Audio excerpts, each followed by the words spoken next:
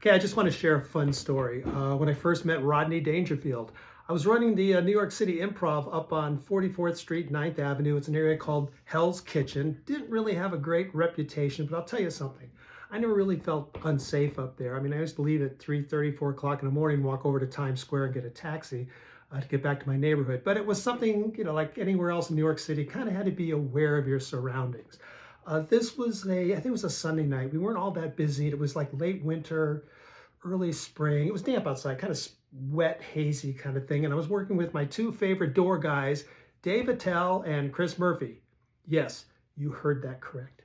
Anyway, I think of three of us about the same time, just happened to look across the street out the front door, and there was this figure over there coming our way, had on a jogging suit and had a hood, and the hood was over the face, and the zipper was down, and we could see this big naked belly.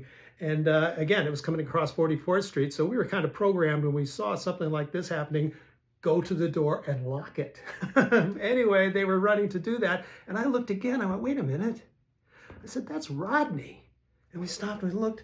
Door opens up. The guy came in, pulled down the hood, and yeah, Rodney Dangerfield. How you doing, guys? All right, Rodney, how are you?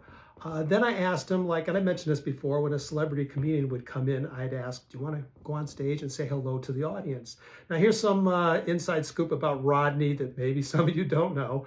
Rodney would take a look and into the showroom. If he saw pretty girls in the front row, yeah, he'd go on and say hello. If he didn't, he'd pass by. So that night he didn't go on. He went to the bar, got a drink, and moved on to the next club. Anyway, I just wanted to share that story. I thought it was kind of funny. Meeting Rodney Dangerfield. My name's Dave Schwensen, and thanks for listening.